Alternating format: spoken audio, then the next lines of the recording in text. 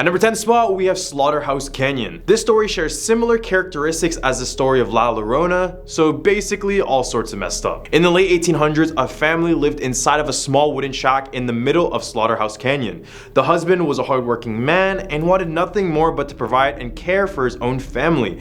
And around this time, gold rushes were a big thing, so it wasn't uncommon to have men leave the family for weeks on end. So one day, the husband decided to go out on one of these gold rushes, but weeks turned into months and the husband never ended up returning. This caused the family to starve and suffer, but this had the most effect on the wife, who became extremely delusional from hunger and grief. This delusion caused her to grab an axe and proceeded to murder all of her children. She then carried their bodies to the nearby river, where she screamed for days supposedly, until she passed away from starvation. And according to local residents, the wails and sobs of a heartbroken and psychotic mother can still be heard within the canyon at night. Number 9, the Mogollon Monster. This beast is also known as Arizona's Bigfoot, and as you can see from the photos, you can see why. This monster is said to live on the Mogollon Rim, which is a steep cliff that runs 200 miles from eastern Arizona all the way to New Mexico. The monster is also spotted within the Ponderosa pine forest as well. Those who have spotted it have said it stood 7 feet tall, covered in hair, and walked upright like a bipedal. The same people who saw it also noted how territorial and violent they can be. But really, why would anyone want to mess with these guys? It's said that if you smell rotting flesh nearby, then the Mogollon Monster is really close. So when that happens, be sure to dip straight out of the area. Number 8, Skinwalkers. If you know a thing or two about mythical creatures, then you must know about Skinwalkers. Well, yeah. Arizona is their home, unfortunately. Arizona is deeply rooted in the Navajo culture, so this is a beast that originates from that. A skinwalker is a type of harmful witch who has the ability to turn into, possess, or even disguise himself as another animal. For some infight, the Navajo believed in powers and that it could be used for either good or evil. Medicine men use the powers for good in order to heal and apply aid, but the alternative route is to use the powers for bad. Only when a person commits the evilest of deeds will they be given supernatural powers, turning them into a skinwalker. They can transform into anything they want as well, including any animal or human. And the worst part is that if you stare into the eyes of a skinwalker, they can absorb themselves within your own body. So yeah, let that one sink in with you. Number 7, Two Guns. Along Interstate 40, stuck between Flagstaff and Winslow, is the Arizona ghost town of Two Guns. Not much remains of this once thriving town after a fire in 1971 nearly burnt it to a crisp. However, this wasn't the only time the town faced bad luck and tragedy. In 1878, the story goes that a group of Apaches raided a Navajo camp and took off toward Canyon Diablo. The Navajo gave chase and found their enemies hidden in a small cave in a shallow part of the canyon. They ended up burning 42 of them. Ever since this massacre, the town has been said to be cursed. Further confirming this, in the 1920s, this town started to become alive again with new buildings including a trading post, restaurant, gas station, and even a post office. This development didn't stop there. Eventually, a new zoo was going to be created, except the builders decided to excavate the local cave where the massacre occurred. They ended up pulling out a lot of human bones and skulls and used them for decorations. Yeah, I know. At our number 6 spot, we have the Lost Dutchman's Gold Mine. East of Phoenix, Arizona, a local legend arose, inspiring many men to find riches they could only imagine. The Lost Dutchman's Gold Mine is possibly the most famous lost mine in all of the world, and people have been trying to find its whereabouts since 1892. The story goes that in the late 1800s, a German immigrant named Jacob Waltz found a gold mine that made him wealthy overnight. But as many of us would probably do, he kept it a secret from everyone. Fast forward, and on his deathbed, he would give a handful of people the directions to find this cave. However, these directions did nothing because it's still lost today. Each year, a little under 10,000 people attempt to find this lost mine, and unfortunately, this expedition has cost many of them their lives. Many of them are found headless, shot by a firearm, or go completely missing from the grid. So if you ever want to become very rich really quick, why not give it a shot and find this lost mine? In the hump of our list, we have the Wraith. Many of you have seen this image somewhere on the internet, but the people of Arizona have seen this creature in person. These monsters are said to reside in the Grand Canyon caverns near Peach Springs, Arizona. They are described to be 9 feet tall, slender beings that only appear at night and having a thirst for human flesh. And it's pretty easy for them to devour us because it's said that their claws are the size of our fingers alone. You will know one is nearby just by the sound they make. It resembles a high screech, and at close ranges, it could even make a person deaf. These creatures have been spotted all the way back since 1800s, and ever since they have made their mark on Arizona's history. Number 4, Arizona State Prison Complex. Since 1910, death sentences have been carried out in the Florence prison. According to the Arizona Department of Corrections website, about 100 inmates have been executed by hanging, lethal injection, or gas chambering on the grounds of the state's first secret prison in Florence in the past 100 years. And let me tell you, from all those deaths, a lot of ghosts are bound to come. And it shouldn't come as a surprise that there have been quite a few supernatural tales told over the years, coming from both prisoners and guards. Both have reported seeing several instances of, quote, mist that look in the human form, or having their ears assaulted with, quote, screams and other strange sounds. Much of this paranormal activity occurs in the building that houses the prison's death chamber, which would make a lot of sense to say that these are the ghosts of former inmates. Number 3, Oliver House. This building is considered to be the most haunted hotel in all of Arizona, so I guess I'll be booking my next visit right now. I'm just joking. So the reason why many claim this is the most haunted hotel in the state is the fact that 26 lives were lost in this building since it first opened in the early 1900s. So yeah, this house has a bloody history. During the gold rush, the house served as a hotel for miners, and one story involves a miner by the name of Nathaniel Anderson who stayed in room 13 at the Oliver House. He would be caught going out with the wife of someone he owes money to, and days after, he would be found dead with 2 gunshot wounds. Guests of room 13 now claim to see his ghost near the stairs before it completely enters the room. One DJ even booked the room after a $100 bet, and the moment he stepped in, he said he saw Anderson's body standing in the middle of the room. Number 2, Jerome Grand Hotel. This hotel first started as a hospital, and as we know, hospitals are haunted. Just kidding. But hospitals are inevitably going to have a lot of lives lost within, and as they say, more deaths, more ghosts. You get the point. After the building turned into a hotel, many residents claimed supernatural activity within the halls, in their rooms, and basically everywhere in the hotel. And many placed blame on the former patients who passed away in the former hotel. Apart from the haunting, the place is also a beacon of bad luck. A man named Cloud Harvey lost his life after being crushed by a self-service elevator, and another 5 people took their own lives inside of this hotel. All the way at a number 1 spot, we have Territorial Prison. Yuma's Territorial Prison is known for being a gloomy and unwelcoming place for visitors, and is situated as far west as you can go before approaching California. Over 3,000 prisoners were kept in this prison throughout its 33-year operational period.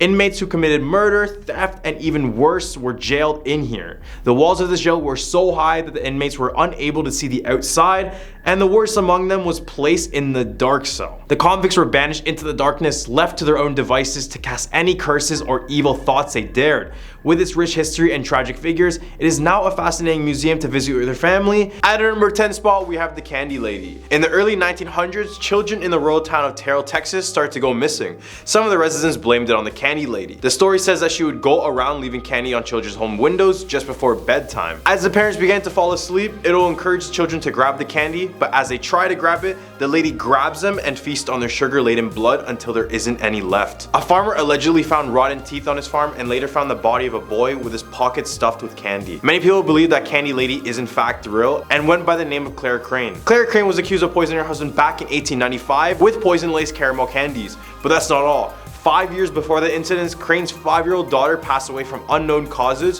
which many believe that she poisoned her daughter as well. At a number 9 spot, we have La Llorona. This legend originates from El Paso, Texas. Almost all Latin cultures know the story of La Llorona, and the people of El Paso are no exception to that. La Llorona directly translates to the weeping woman, which perfectly describes the behavior of this malevolent spirit. She is said to haunt the riverbanks of the Rio Grande, where she is searching for her 2 children whom she had already drowned in that very river. Now there are many iterations of the story, but I'll just mention the most popular one.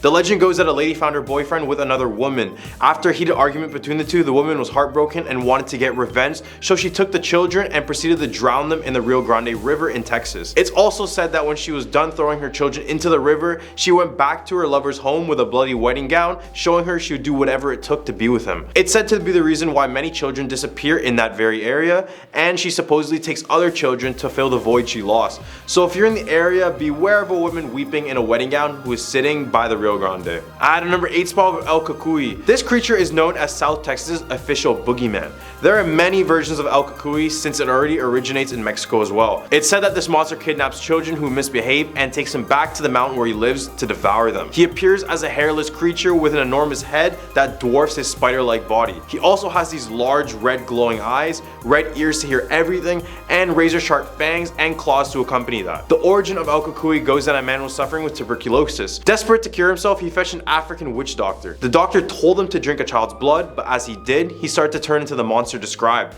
Ever since, he has a never-ending thirst for children's blood. At our number 7, we have the Screaming Bridge. In North Arlington, Texas, 50 years ago, there was a group of teenage girls driving home from a football game. The bridge was designed to only fit one car at a time, and I know, what a dumb bridge, but this was in the past and I'll give them the benefit of the doubt. The girls weren't paying attention and went full speed over the bridge until a car with no headlights struck them head on, with all of the girls passing away. Some say when they go near the bridge, they can hear the distant screams sounding like the girls before they passed away. As well, if you go over the bridge and look down at the water below, you can see the tombstones of all the girls with their names and birthdays written on it. At number 6 spot, we have the Goatman's Bridge. Why are there so many haunted bridges? Like, I don't get it. But in Denton County, Texas, lies the Goatman's Bridge, which was built in 1884. This bridge is supposedly haunted by the ghost of the Goat Man. The story goes that a black goat farmer named Oscar Washburn was renowned for quality meat, milk, and cheeses, and then he moved with his family just north of the bridge.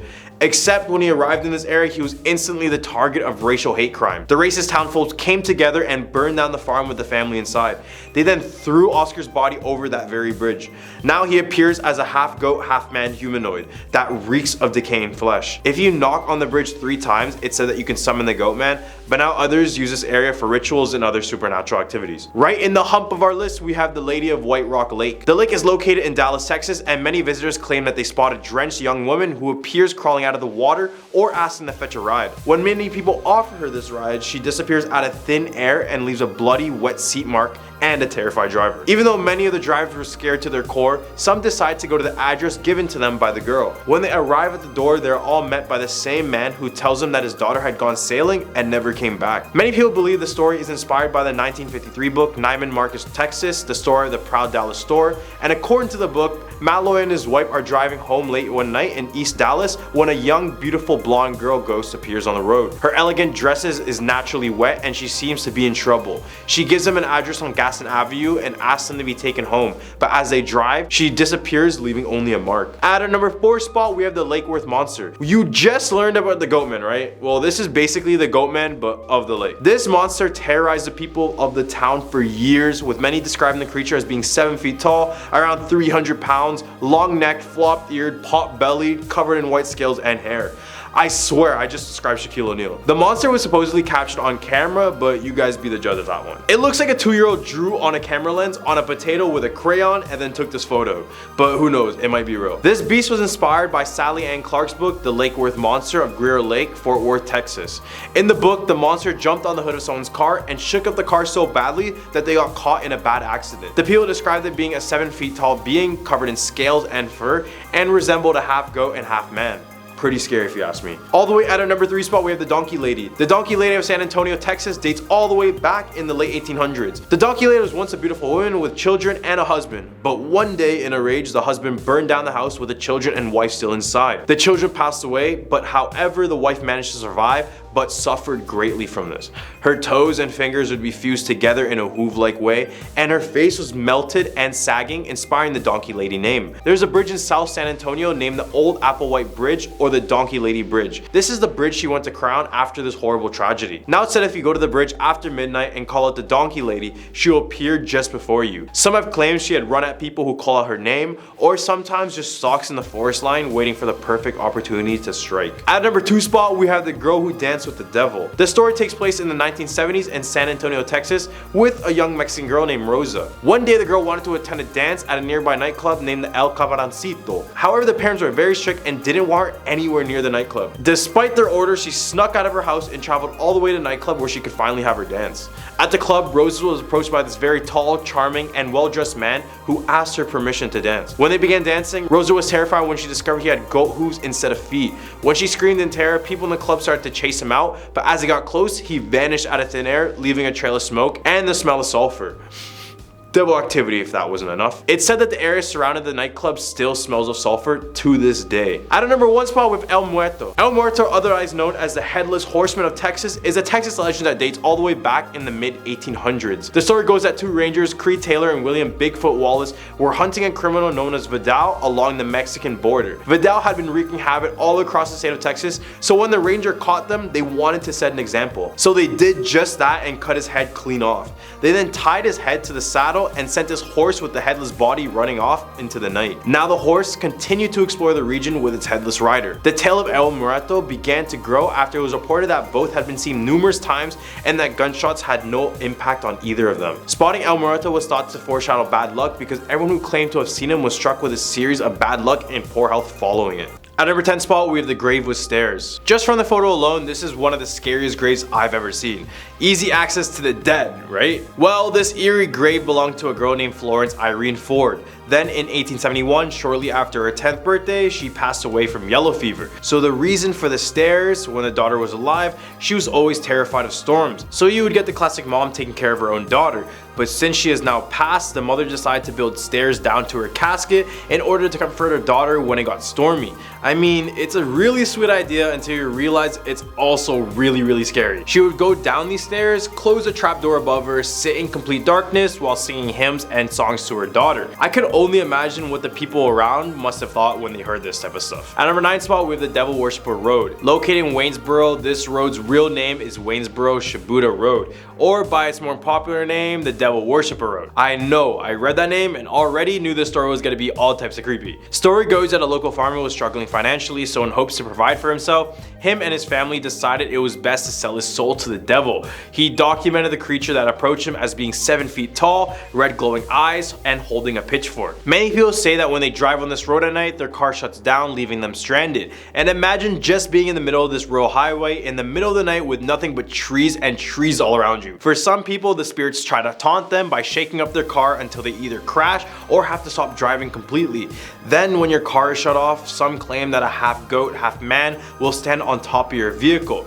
This is basically the plot of any horror movie ever. But who knows if it's real, because why would anyone want to go to a road named Devil Worshipper's Road in the first place? At number 8 spot, we have the Weeping Woman of Callaway Hall. During the Civil War in Columbus, Mississippi, there were stories of a nurse who started to fall in love with a wounded soldier. After months in her care, the two would share stories and life experiences, but as the soldier started to heal back up, he quickly returned back into battle. He left, and after many years, he never ended up returning back to the woman. The nurse, who was named Mary, was so heartbroken that she ultimately made the decision to take her own life. She did this by jumping off the clock tower in the middle of the night. Now locals claim that her distraught spirit remains by the Callaway Hall tower to this day. The security guards report that their faucets would turn on and off, and these are the faucets with the handles you need to physically turn, not no hand sensor one. And she got her name because she tends to wake up students in the middle of the night by crying at the end of their beds. So just imagine what that would look like. At a number 7 spot, we have Macretis disease. If you look up Macretis online, you won't find much about it. However, if you're from Mississippi, you've probably heard older relatives mention it.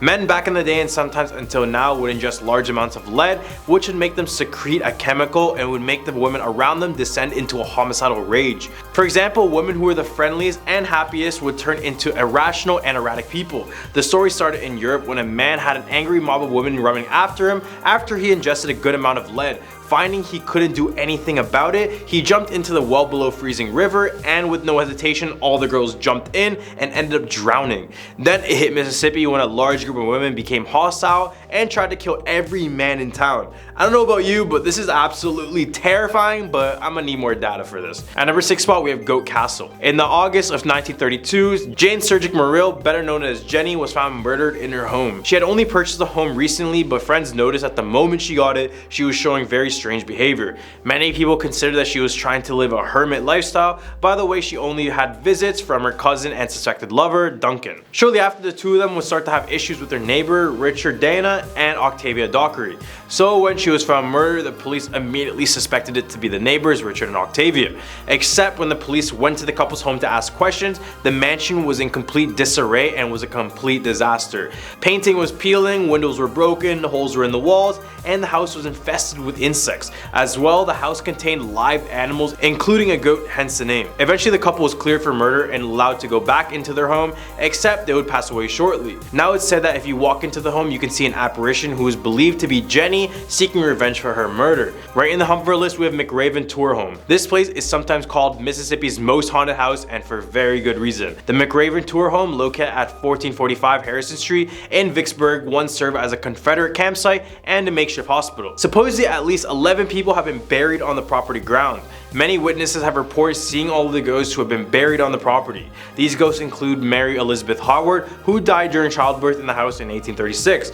During the siege of Vicksburg, McRaven was transformed into a makeshift hospital. According to local legend, John H. Bob caught some Union soldiers tampering with his crops, became enraged and threw a brick at one of them, and seeking revenge, the soldiers returned later, and that night they killed Bob, making him the third resident to die at McRaven, which he can also be seen walking around the home to this day. At number 4 spot, we have the Witch of Yazoo gravesite. In the middle of the old historic Glenwood Cemetery, there's a chain link surrounding a grave known as the Witch's Grave. According to local legend, a witch lived on the Yazoo River shoreline. This witch would lure in fishermen to tease and torture them for later. Eventually, the frequency of attacks increased and law enforcement was quickly involved. They eventually caught on to her ways and chased her through the swamps, where she half drowned in quicksand. As she sank down, she swore her revenge on Yazoo City and the townspeople, saying, quote, "In 20 years I will return and burn this town to the ground." No one thought of it at the time, and then came May 25th, 1904. The fire of 1904 destroyed more than 200 residents and nearly every business in Yazoo City, which is around 324 buildings in total. The witch's graves also has these chains around them, but apparently they need to be replaced constantly since they continue to be broken off.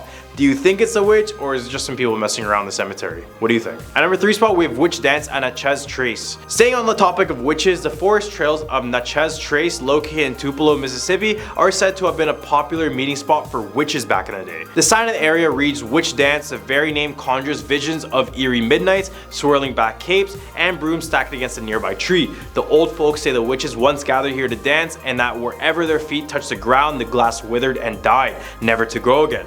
Impossible? Maybe so, but look around. Look for a hidden spot where no grass grows. So basically, when you see dead grass, witches are said to have danced there, and some of these barren or scorched spots of the ground can still be seen to this day. At number 2 spot, we have the Chautauqua Monster. This is basically Mississippi's Bigfoot. So according to the Pike County legend, a circus train was going down the old Illinois Central Railroad, and in a sudden turn of events, it derailed in the swamps near Chautauqua. Except this circus was not like any regular circus. It apparently had many strange critters and creatures on board, one of them being a half man, half ape hybrid, which appeared as a large hairy creature. This creature was very hostile and would attack any person or animal that got too close. So a search party was quickly put together to capture this beast, but they left empty-handed and the monster was never seen again. At number 1 spot, we have Robert Johnson and the Crossroads. This is probably the most original story that related crossroads with selling your soul to the devil. So there's that. So for those who don't know the legend, Robert Johnson was a semi-lackluster guitar player until he decided to journey to the crossroads of Highway 49 and 61 in Clarksdale.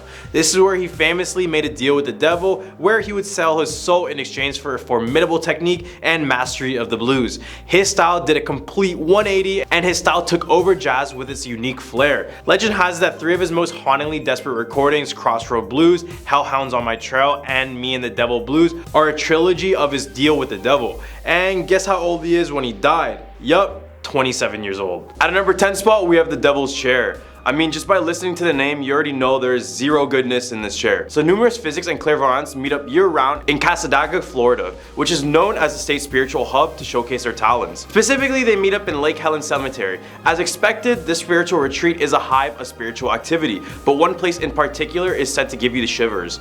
The Devil's Chair of Cassadaga is a big brick chair, and it's so-called haunted because many locals think that if you sit in it late at night when no one is present, the devil will come and visit you. The chair is said to be the way for the devil to communicate with you, but the odd thing is that the devil actually enjoys a cold one, you know, a beer. It's said that if you leave an open beer on this chair, it will be empty in the morning. So just to be sure, make sure you don't take a little rest in the cemetery, because it could be a terrifying experience. Now at number 9, the Florida skunk ape, also known as the swamp cabbage man. The stink ape has been said to inhabit Florida, North Carolina, and Arkansas.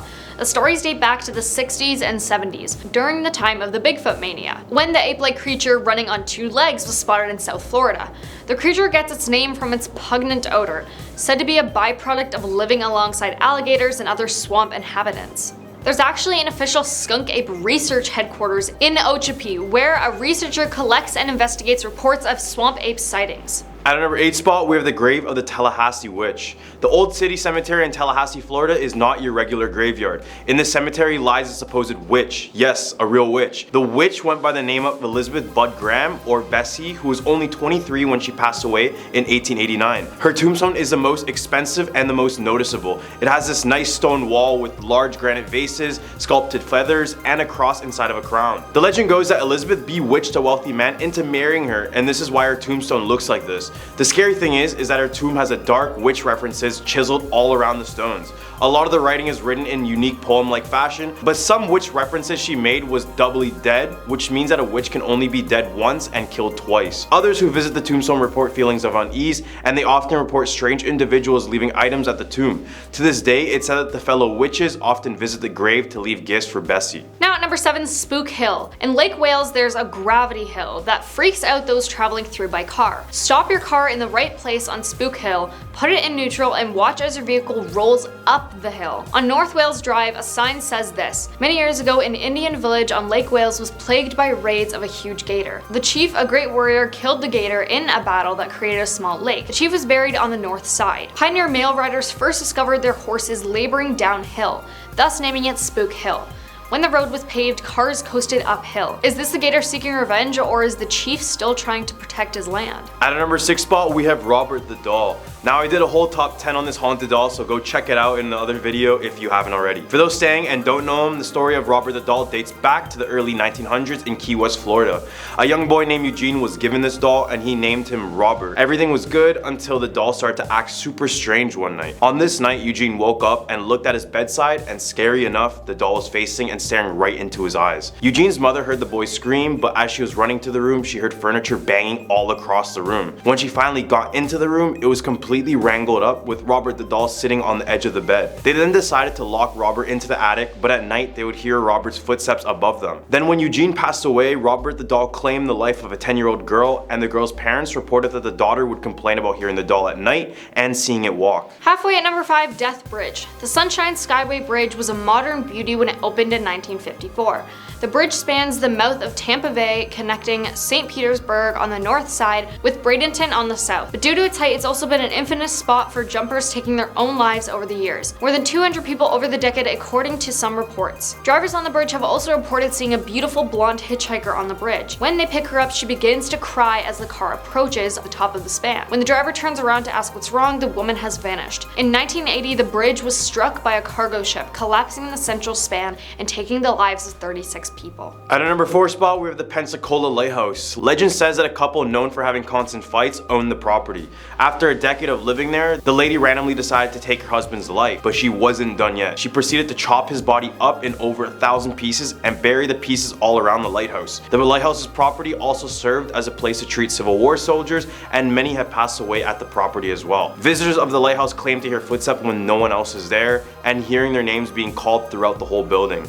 Now, the site is being controlled by the United States Coast Guard, and they even allowed ghost hunters to investigate the area in an episode. Season 5, episode 5, if you guys are wondering. Now at number 3, Sunland Hospital. Have you ever heard of Sunland Hospital in Orlando? It served as a tuberculosis hospital and later evolved into a training center for children with special needs. The facility closed after allegations of abuse and neglect and health code violations. The main patient building was turned into a park, and reports claim that ghostly patients still hang around. Park visitors reported hearing children's laughter when no children were around, and strange lights. Some also claim swings and other playground equipment moved by themselves. Apparently, after being torn down in 1999, all of that remains of the Sunland facility is the old administration building. There was a Sunland Hospital in Tallahassee too, but the location closed in the 80s after reports of experiments and an apparent lawsuit filed claiming abuse occurred at the hospital. The state of Florida then closed all Sunland facilities in 1983. 2 spot, we have the Bloody Bucket Bridge. Yeah, sounds really nice. During the time of the Civil War, an African-American couple moved and settled in Wauchula, Florida. The woman worked as a midwife and she was pretty content with her situation. As time passed by, the wife started to act unstable, and it was was all due to the memory of her own child being stripped from her life during the Civil War. Haunted by the event, she took it on her own to suffocate babies as they were being born, and what's worse is that she told the parents it was a stillbirth. Then it said that she would take the remains of the baby to her husband, who would help grind them up and place them in a bucket. Later, she would take these buckets to the bridge and dump them into the water, hence the Bloody Bucket Bridge. People claim that if you visit the bridge on a full moon night, the water will appear red in color, looking like the blood of the baby she took. Now taking our number 1 spot, Devil's Tree. Inside Port St. Lucy's Oak Hammock Park sits an old oak tree that locals say is evil, or more accurately, that something evil occurred there and it still haunts the land. In 1971, before the park was established, Gerard Schaefer, an ex-deputy for the Broward County Sheriff's Office, assaulted and took the lives of 2 19-year-old girls, Paulette Goodenough and Barbara Ann Wilcox, then buried them beneath an old oak tree. He was then arrested for homicide and stabbed till he passed away in prison in 1995. The girls had been missing since January 8th, 1973, but their bodies weren't discovered until 1977, when 2 fishermen noticed bones protruding from the ground. Local legends and ghost stories about the area include claims of blood-curdling screams erupting from the surrounding woods, ghostly apparitions, and camera malfunctions near the Devil's Tree. Police have responded to numerous calls claiming devil worshippers in hooded robes were performing rituals there. In 1993, the local pastor conducted an exorcism and put up a cross at the site. Numerous efforts to cut the tree down failed when chainsaws malfunctioned or axes broke. At number 10 spot, we have the Tulsa's Hex House. Located on 10 East 21st Street in Oklahoma is the remnants of a home that was once a horror house. The owner of the home during the 1940s was a 45-year-old woman named Carolyn Smith. However, she wouldn't be the only resident in the home, as she would keep 2 other women there as quote-unquote slaves. These 2 women were named Virginia Evans and Willetta Horner, who were 30 and 31 years old at the time. They claim that they were being hexed by Corlin and were basically forced to give their paychecks directly to her, with their big reward coming when they arrived in the gates of heaven. Basically, Corlin would keep these 2 women in her basement and live off their checks. But that wasn't all. She would also receive aid from one of her slaves' parents, in which she received a total of $20,000 for nursing care.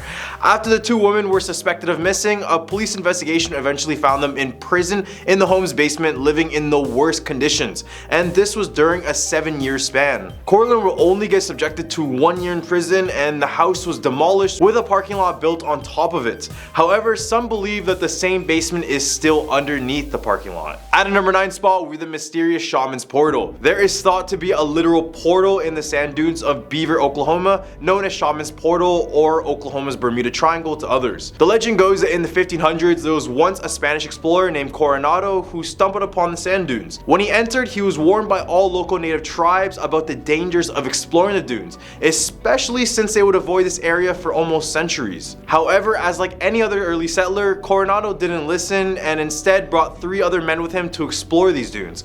Halfway through their trip, they encountered strange flashes which seemed to look like green lightning. Then 3 men accompanying him died immediately, and Coronado would write about this situation in his journal. Oklahoma State University archaeologist Dr. Mark Thatcher even spent 3 years studying the area until it was shut down by men with military credentials, which matched the description of the Men in Black. So could this place be a spot where potential UFOs could have been, or is this place in fact cursed like the natives say? At number 8 spot, we have the Satanic Purple Church. In the town of Spencer, Oklahoma, there are remains of an old church with stairs leading to a basement known as the Purple Church.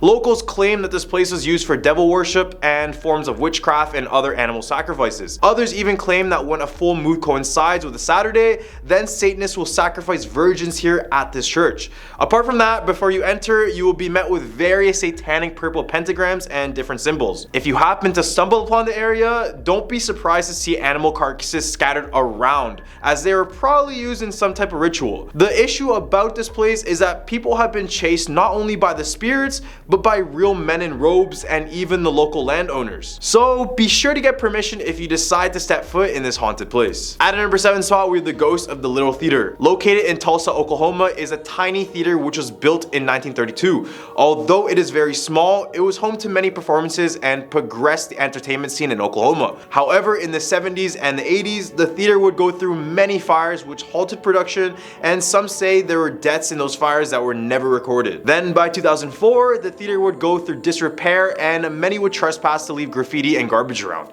Eventually the theater was fixed back up, but many who would visit claim that it wasn't the same as it used to be. Locals believe that the spirits of former workers and crew still reside inside of the building. Stage performers often report that they are sharing a stage with someone when there is no one else backstage with them. And according to a legend, a director passed away during a performance. So could it be his apparition that appears on stage, or could it just be a piece of our imagination? At a number 6 spot with the Spooklight Road. Spooklight Road, located in the small town Peoria, is a road in America where you are bound to encounter something you really don't want to.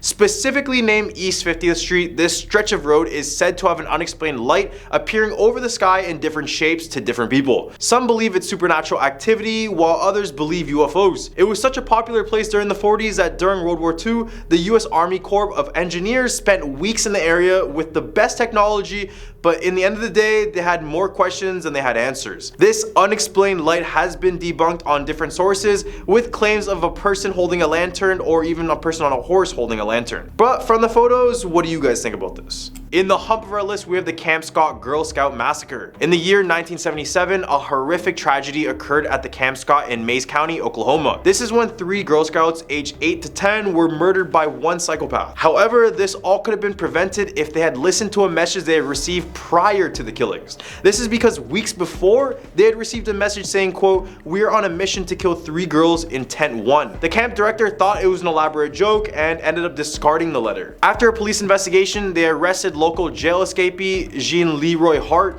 but 2 years later, he was released after there was insufficient evidence.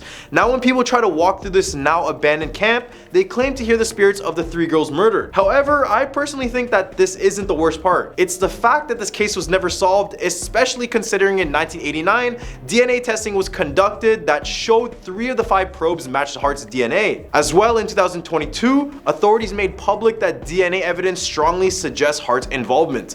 Regardless, may these girls rest in peace. At a number 4 spot, we have Veterans Lake. Introducing the most haunted lake in the state of Oklahoma, the Veterans Lake.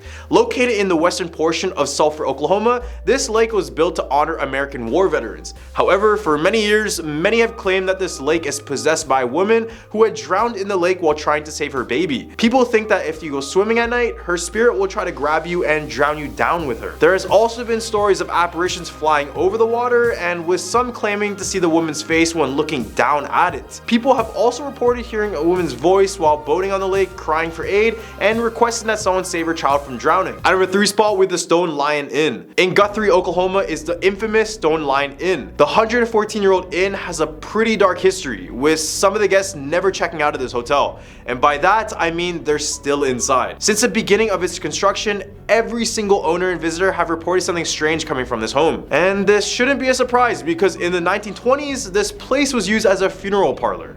So best believe more than a few spirits have made its way to this home. Now the current owner of the home has had the property since the 1980s, and they claim that ever since they began reconstruction of the home, the quote-unquote old souls have been woken up and they make their presence known inside of this building. Guests find themselves either being tucked in bed or dragged out of it when they're all alone. When paranormal investigators came in, they found that the bathrooms had high EMF ratings, which also happens to be the spot where many people took their own lives. So if you ever want to visit the most haunted building in Oklahoma, maybe the Stone Lion Inn is your best bet. At a number 2 spot, we have the Skirvin Hotel. First opening in 1911, this 10-story hotel was an instant hit to many tourists and anyone looking for a nice place to stay for a night. However, once people learned about the dark history attached to this place, many will go on searching for another local hotel. This is because the Skirvin Hotel has been rumored to be haunted by a lady who passed away the first year it opened up. The story goes that a maid named Effie had a secret affair with the owner, Mr. Skirvin, but he became extremely paranoid once Effie delivered his baby. So he decided to hide Effie and lock her up in a room on the 10th floor. After days of being locked up, Effie decided to take their baby and jump off the balcony to their deaths. Ever since that tragedy, this hotel has had countless supernatural occurrences. Visitors claim to see the spirit of Effie roaming the halls at night. At a number 1 spot, we have Elephant on LSD. In 1962, researchers from the University of Oklahoma injected a 7-ton bull elephant by the name of Tusco with 296 97 milligrams of LSD or acid. Lead researcher Jolly West was also involved in the controversial MK Ultra experiment, where they tested the use of psychedelics for brainwashing. The goal was trying to induce musk, which is the testosterone-fueled ultra rage that elephant males go into during breeding season. And 5 minutes after the elephant was injected, Tusko would fall to the ground and just start seizing. To make things worse, they injected Tusko with an additional 2,800 milligrams of promazine hydrochloride, an anti-nausea and sedative drug. After an hour of injections, Tusko would eventually pass away. The whole idea was controversial to begin with and shouldn't have ever happened. But what makes this failed experiment interesting is that acid is not supposed to be lethal to animals that size. To prove this, in 1984, a researcher from UCLA administered large doses of acid to 2 other elephants with none of them dying, making others believe that the other drugs they gave Tusko led him to his doom.